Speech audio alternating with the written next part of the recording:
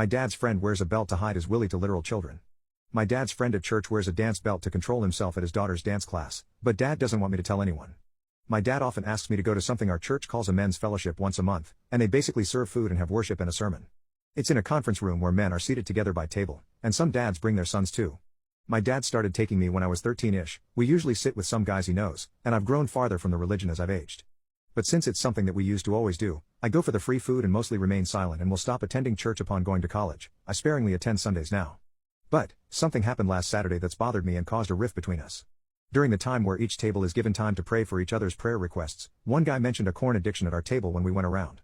However, when talking about how he tries to fight temptation, he said he purchased a dance belt, something I never heard of until he explained how it worked when someone asked to wear at his daughter's dance recitals/practices because he struggles with the intimate nature of the costumes, but he didn't tell his wife because he didn't want to ruin dance for his daughter.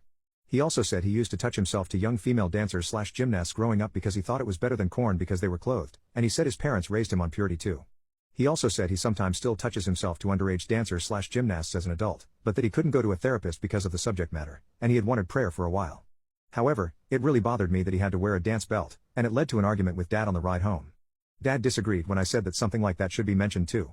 His wife and possibly the police because it reeks of pedophilia, but he disagreed and said it was confidential to the table because it was a prayer request, and he said that prayer was the only action needed. He also said it'd be out of place for someone my age to bring it up and that I'd be punished if I did when I said I was considering it. Mom also agreed with Dad and told me to mind my own business too, but I'm bothered by the thought of someone like him around kids and his own child, who's in middle school, with temptation that requires him to wear a dance belt, and I'm strongly considering taking action about it.